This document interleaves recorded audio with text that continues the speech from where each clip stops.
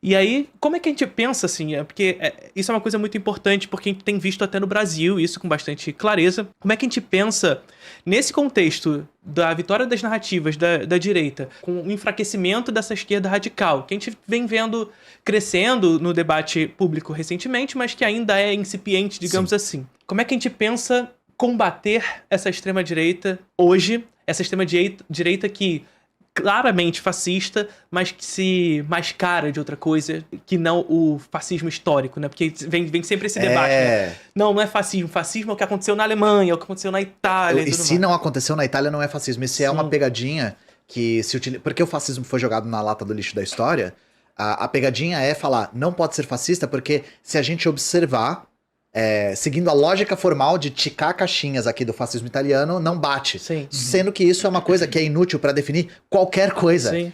Porque todo movimento ele vai ter adaptações dependendo de onde ele tá. A história se transforma. Exatamente. Então você nunca vai conseguir encontrar movimentos que se repetem na história de maneira igual. Por que a gente usa o termo fascismo? Para demonstrar como as suas raízes estão embrenhadas no capitalismo. Sim. Como esse fenômeno é cíclico, porque ele é necessário para o capitalismo se manter no lugar. É por isso que a gente insiste em usar a mesma palavra.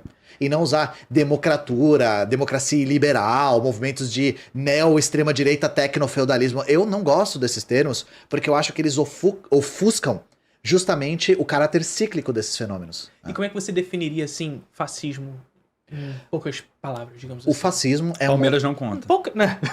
Eu não sou do Futebas, então vocês vão me perder nessas piadas, tá? Não precisa ser em poucas palavras também, não. Não podia deixar de fazer essa. A primeira diferenciação que precisa ser feita. Calma, chat, calma. Nós temos duas aplicações da palavra fascismo. Uma é particularmente referente ao período e o partido fascista da Itália, da década de 20. Então, às vezes, a gente pode utilizar a palavra fascismo para nos referir a um período específico da Itália. E a um partido específico da Itália, que era o Partido Fascista. Né? Mas, por que na Itália isso se configurou da maneira mais bem acabada? A partir daí, a palavra fascismo começou a se tornar sinônimo desse tipo de fenômeno. Que tipo de fenômeno? É um fenômeno de extrema direita, de massas. E a pedra angular do fascismo é ser um fenômeno de massas. Porque o fascismo vem justamente para cooptar movimentos de massas. A grande ameaça, na época, na Itália, era que em um momento de muita crise, e isso ia ficar mais grave ainda depois da crise de 29 no mundo todo, que num momento de crise, os únicos movimentos capazes de absorver a revolta popular eram socialistas. Sim.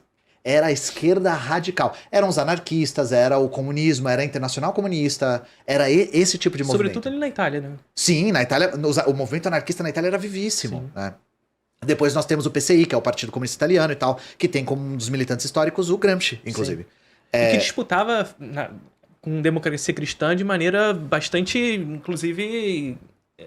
digamos assim, as eleições, o parlamento italiano era tinha um tamanho dividido. Gigantesco, não, era um movimento, novamente, porque... Foi só a partir de 48 que, na verdade, o negócio começou a ficar mais desregulado. E porque assim. o Partido Comunista adota uma linha muito ruim, que é a linha do Togliatti, que é o cara que pega Frente ampla. O espólio, exatamente, que pega o espólio do Gramsci e ele rebaixa bastante enfim. E foi a primeira eleição ali de interesse internacional durante a Guerra Fria, né? O debate depois principalmente no ano de 48, esse debate estava muito vivo, né? Isso tem muitas implicações no cinema, inclusive. Sim, o cinema apresenta muito disso, né? O neorrealismo italiano, inclusive, é produto era um desse tipo de debate.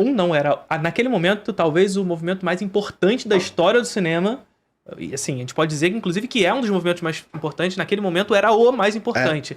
E em razão dessa eleição de 48, o neorrealismo passa a ser perseguido pela democracia cristã. E influencia, inclusive, o cinema do Brasil, né? Na década de 50, os filmes que marcaram a época, um dos meus filmes favoritos, inclusive, é o Rio 40 Graus. O Rio 40 Graus é o brasileiro favorito. É maravilhoso, mudou minha vida assistir esse filme. E é um filme marcado pela estética do realismo socialista. Do neorrealismo italiano, desculpa. Sim. O realismo socialista é outra coisa, gente. Mas enfim, voltando à questão do que é fascismo, né? O fascismo tem como pedra angular ser um movimento de extrema-direita de massas. Sim. E as semelhanças com o comunismo acabam aí, tá? Porque ele vem como um contraponto aos movimentos de massas socialistas que estavam organizando a classe trabalhadora, que estava sentindo a crise do capitalismo na sua pele. Tá. É aquilo que diz, é aquele negócio, né?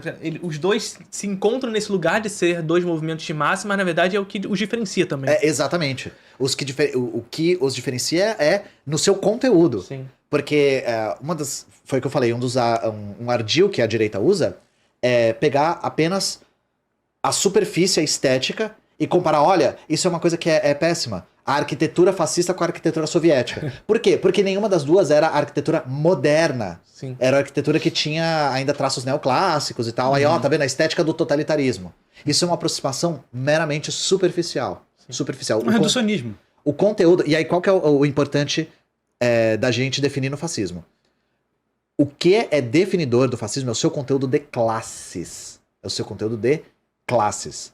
O fascismo não acredita em luta de classes. O fascismo tem uma visão corporativista de classes. Sim. Acredita que todas as classes têm o seu devido lugar na estrutura de uma sociedade. Sim. Esse é o grande problema. Nós, comunistas, acreditamos que é necessário rumar em direção a uma forma superior de organização social na qual classes não sejam mais necessárias. Entra aí aquela ideia de que, tipo, o comunismo não quer o fim do capitalismo, ele quer a superação do capitalismo. Superação, a palavra superação é importante porque é atingir uma etapa, uma forma superior. Uhum. E tanto que a palavra que o Marx usa é uma palavra hegeliana que nem significa superação, que é Aufhebung, né? É uma palavra em alemão que não tem uma tradução direta, mas que em português se convencionou traduzir de suprassunção. E por que esse prestigiosismo é importante? Porque a palavra do Hegel significa, ao mesmo tempo, superação, mas preservação da etapa anterior. Ela tem uma concepção dialética bastante rigorosa. É que você não vai só jogar tudo no lixo, você vai pegar o que funciona, alguma coisa, vai adaptar para criar uma sociedade que faça sentido para as pessoas. Isso é para não incutir no erro de que a gente vai destruir o passado e inaugurar uma nova era de panfleto de testemunha de Jeová fazendo carinho no tigre. Não é isso, né? Uma coisa que o Marx insistiu o tempo todo é de que uma sociedade sai do ventre da outra. Uhum. E vai estar cheia de marcas de nascença. Cheio. Perfeito. Existe essa noção de o dia 1 do dia socialismo dia da revolução, acabou, virou paraíso na Terra. Não tem nenhum lugar que a gente promete paraíso. A luta de classes continua, inclusive, a própria dissolução do Bloco Socialista é evidência material disso. Sim. Que a luta de classes continua. Continua. Por exemplo, a Sara Gomes, que é uma diretora cubana, que para mim é uma das mais geniais que já existiu. Tem um documentário dela que eu esqueci o nome. Enfim, alguém no chat fala, por favor. Que ela tá filmando os trabalhadores reclamando das condições que eles têm nas fábricas. E no final o Che chega lá pra, tipo, dar uma amenizada e tal. Ele trabalha também. Então ela tá mostrando que teve a revolução e a luta continua, pô. Tem coisas pra disputar ainda. Isso é muito foda, pô. O Tomás Gutierrez Alé, ele vai fazer o Memória e Subdesenvolvimento, também filme cubano. Esse filme é bem curioso. Ele tem uma cara meio novela Wagner, assim, aquele cara meio entediado que ficou lá. E é aquele filme sobre o dia 1 pós-revolução. Que é um burguês que resolve ficar, né? Os burgueses saem da ilha e ele resolve ficar. Sim, e aí é isso, é um filme que mostra as contradições ainda do dia 1. O Cuba era um cassino a céu aberto dos Estados Unidos, né? E aí, dia 1, o que vai ser isso aqui? Quais são as contradições que permanecem? E o filme ele vai discutindo todas essas questões. Né? Mas é isso, eu não quero dar uma definição de checklist do fascismo, porque isso é uma definição... É muito fluido, né? E isso é uma forma... usar a lógica formal para definir fenômenos históricos é muito insuficiente. E sempre acaba caindo em erros. E a maneira como a direita... bagunça esse debate e começou a jogar o nazifascismo pro campo da esquerda de maneira retórica só. Lógico. Isso não era um debate até... Não, ninguém acredita nisso de verdade. Essas pessoas que falam isso não acreditam nisso de verdade. Não, eles sabem que não é. A minha tiazinha talvez acredite, sabe? Mas os ideólogos sabem que não é. Sim, com certeza. Eles sabem muito bem como eles estão construindo essa retórica. E a retórica é através de uma definição de fascismo através da lógica formal, que é essa definição. Tem que ter partido de massas, tem que ter uniforme, tem que ter líder carismático, e aí você vai fazendo isso. Tem que ter socialismo no nome. Tem que ter socialismo no nome, tem que ter hino, tem que ter não sei o que, não sei o que, não sei o que lá, sendo que esse fascismo de Heil Hitler uniforme e símbolo morreu, gente. Morreu. Os novos fenômenos de massas vão ser diferentes. Inclusive, a principal pegadinha que eles fazem: o fascismo era antiliberal e hoje o Bolsonaro é neoliberal, então não tem como ser fascismo. Gente, o conteúdo de classes é o mesmo. O Hitler não inaugurou campos de concentração com pessoas engajadas do comunismo, porra, na Alemanha? Tem um livro que fala isso. Os comunistas foram os primeiros a ser perseguidos, Sim. mas existe uma... Privatizações em massa também, porra. Também, a primeira onda de privatizações foi do fascismo e do nazismo, foram as duas coisas. Mas o que acontece? O paradigma econômico da época, para a burguesia, era antiliberal. Isso era o paradigma econômico da época. O paradigma econômico da nossa época é neoliberal. Vocês querem a prova disso? O Bolsonaro era um estatista antes. Sim. Pra caralho, pra caralho. Ele era um cara que falava, eu admiro o Chaves por conta da soberania nacional. Ele falava isso. Quando é que o Bolsonaro muda? Quando ele começa a se tornar esse líder desse fenômeno de massas de extrema direita e a burguesia demanda dele o caráter econômico contemporâneo. Qual que é a semelhança entre o fascismo clássico e o fascismo contemporâneo nesse aspecto? O seu conteúdo de classes. Sim. É atender aos interesses da propriedade privada e da classe burguesa. Sim. É isso, gente. Não é só superfície, é conteúdo. E a história se movimenta. Você não consegue rodar a roda da história para trás. Sim. Esse fascismo, inclusive, nunca mais vai conseguir penetrar no imaginário popular por conta do cinema hollywoodiano, que construiu toda uma história de que foram os estadunidenses que venceram a guerra e que todo esse fascismo estético agora tá do lado do mal absoluto. Uhum. Sendo que a própria categoria de mal é muito insuficiente pra gente entender o que aconteceu. E a gente acaba acreditando que ele aconteceu por desvios morais. É o deslocamento da história, né? Então, assim, é a banalização do sentimento de desprezo pelo outro. Sim. Não é isso, gente. É como se Hitler fosse uma figura deslocada da história, sim, tal. Né? E por isso que essas discussões para historiadores são péssimas, que é, se você pudesse voltar ao passado, você mataria Hitler? Que diferença ia fazer? Nenhuma. Não ia fazer nenhuma. Se vocês já tiveram desprazer de ler o Mein Kampf, ele fala como ele se tornou antissemita. O Hitler se tornou antissemita com 20 anos. Alguém ensinou para ele, né? Sim. Quem ensinou? Segundo ele, era o prefeito de Viena. O primeiro antissemita que ele conheceu e que fez com que ele se tornasse antissemita, segundo ele próprio, foi o prefeito de Viena. Aquele movimento ia acontecer na Alemanha da mesma forma, gente. Sim. O Hitler foi só o líder que encabeçou a coisa, tá? Justamente porque aquilo que você disse, né? O fascismo ele é um movimento de massas, mas um movimento de massas com um interesse específico de proteger determinada classe. Exatamente. Então é um movimento que está circunscrito em uma sociedade dividida em classes, para atender aos interesses específicos dessa classe dominante de um tempo, né? Enfim. Puxando um pouco para outro lado, como é que você acha que as pessoas de esquerda devem lidar com a radicalização diante das mudanças climáticas? Tipo, o mundo tá acabando agora enquanto a gente tá falando disso, sabe? Isso é uma coisa interessante, porque o Ian chegou a falar sobre isso no início, e até para puxar um pouco sobre isso também. Perdão. Sobre o fim da humanidade, né? E o que você acha? Porque assim, tem um alarde em torno disso, evidentemente, porque é necessário que se discuta tudo isso. Mas até quanto você acha que deve ser a movimentação da esquerda radical frente a esse tema no que tange a não desmobilizar ao mesmo tempo? Pois é, essa é uma pergunta ótima e eu, inclusive, é até bom vocês levantarem isso para não dar a impressão de que eu tô com um discurso apocalíptico. Isso é uma... Porque a gente se depara com discursos apocalípticos, às vezes a gente tem uma intenção e acaba sendo entendido de outra forma. Sim, sim. O meu discurso não é, primeiro, de que o mundo vai acabar num futuro tão próximo. Não vai. Não vai. A humanidade, né? O mundo vai continuar muito bem sem a gente, um dia, mas eu não tô falando que nós temos apenas 10 anos e correndo em círculos que nem a preguiça do Era no Gelo, sabe? A questão não é essa. Porque esse discurso é um discurso desmobilizador, né? Então, e desmobilizar é um problema muito grande. Sim. Na verdade, faz você ficar acomodada também, né? Vai acabar, não posso fazer nada, então foda-se. É um sentimento de realismo. E o que essa palavra realismo quer dizer? O tal do realismo capitalista também. Porque realismo não quer dizer que é uma coisa fidedigna. Realismo capitalista quer dizer que o capitalismo, para a maior parte das pessoas, parece o único sistema econômico real. Uhum. Todos os outros parecem fantasiosos. Uhum. E aí, essa coisa do realismo parece que o nosso destino de mudanças climáticas nos erradicando é o único destino real. Os outros são fantasiosos. E não é. Não é. É possível, sim, amenizar os efeitos. Claro que terão efeitos, porque eles são muito profundos. Mas eu costumo utilizar isso para mobilizar, não para desmobilizar. Para demonstrar para as pessoas como é necessário uma nova forma de fazer política. E uma forma... E nova, digo, num passado recente, né? E uma forma que seja a partir da organização da classe trabalhadora. Essa é a maneira como a gente explica esse movimento histórico, né? Que nós estamos vendo o esgotamento da democracia burguesa de maneira patente e que a forma de conseguir conter isso, tanto o fascismo quanto as mudanças climáticas, quanto qualquer forma de agravamento do sofrimento no capitalismo, é com a ampla organização da classe trabalhadora. Sim. Ampla organização. E aí, o fascismo ele vem justamente para tentar conter esse movimento. Porque a burguesia sabe muito bem que nós temos a maioria e nós estamos do lado que defende a extinção dela como classe. Sim. E para proteger os interesses específicos de classe no que tange justamente a manutenção do sistema que o põe enquanto hegemonia de classe, né? E aí, assim, uma coisa que é importante discutir também, por que o capitalismo, então, ele é causa fundamental da nossa extinção enquanto espécie? uma das coisas que é fantástica, que o Marx revela pra gente, é a dinâmica do capital. E não é à toa que a obra magnânima dele chama-se O Capital. Isso é fundamental, gente.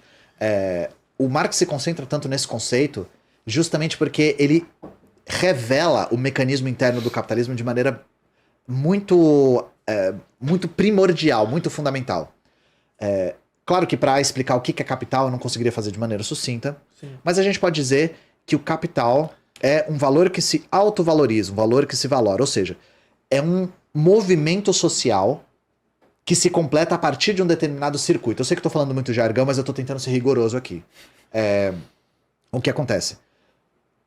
Quando o capital se torna a principal forma de produzir os bens materiais e imateriais da sociedade, ele adquire uma dinâmica que independe das vontades humanas. Sim. E essa é a grande chave. Porque o capital se embrenha na forma como a gente produz o que a gente precisa para sobreviver, não importa um burguês X ou Y ter desejos diferentes dessa dinâmica. Ele vai agir daquela maneira porque ele tem que fazer aquilo. Exatamente. E por isso que fazer juízo moral das decisões dos burgueses é um equívoco. Porque a gente não está apontando para a solução. Não Sim. basta, nós queremos bons burgueses, para citar o título de um filme lá que tem o Zé Wilker, né? O Bom Sim. Burguês. Não basta isso não é suficiente. O Mesaros fala que o capital... Eu acho que é o Mesaros ou ele está citando Marx em algum texto. Que o capital é um sujeito sem sujeito. Sim. Ele é um sujeito que tem a dinâmica do capital se impõe às vontades humanas. Uhum. E isso é uma coisa que... E essa é a maior manifestação da hegemonia dessa ideologia. Isso... Ele funcionar sem a necessidade de se defender. Sim. Eu tenho exemplo perfeito pra dar, mas eu tenho que dar no off depois, que eu não posso dar aqui. Ih. Compliance. Ele sempre solta essas. Mas eu sempre conto. Sempre No conta. off. Mas...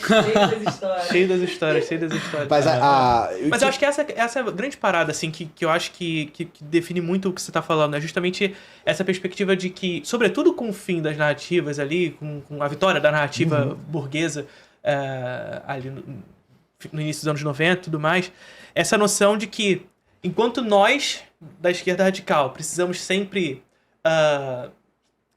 responder àqueles que Sim. pautam o debate, eles não precisam defender a sua ideia, porque ela já está dada. Sim. E acho que essa é a grande explicação, digamos assim, do que é ideologia hegemônica. É a não necessidade de defesa sobre ela. A gente pode definir ideologia como sendo a organização das ideias que dão sentido para o mundo. Uhum. Porque nós não conseguimos entender o mundo na sua totalidade. Nosso cérebro é muito limitado para isso. O mundo é excessivamente complexo. Então a gente precisa organizar o mundo de uma certa forma. Particularizar. Exato. Para organizar o mundo, a gente precisa de preconcepções. Nós precisamos de concepções que façam o mundo fazer sentido. Essas preconcepções a gente dá o nome de ideologia. É um óculos que você bota e você vai ver aquelas coisas determinadas que aquela lente está fazendo você ver. óculos, exato. daily. Mas pode ser um véu. Sim. Esse é que é o problema. O que o Marx diz é que todos nós temos ideologia e a nossa função é substituir uma ideologia que nos mantém nesse lugar para uma ideologia que vai nos emancipar desse lugar. Eu queria responder a questão sobre ecologia porque eu acho que é importante. Eu comecei falando de capital, por quê? Porque quando o capital se torna a principal forma de produzir os bens materiais e imateriais, ele se impõe como essa forma, e a função da produção deixa de ser atender uma necessidade e se torna a valorização do próprio capital.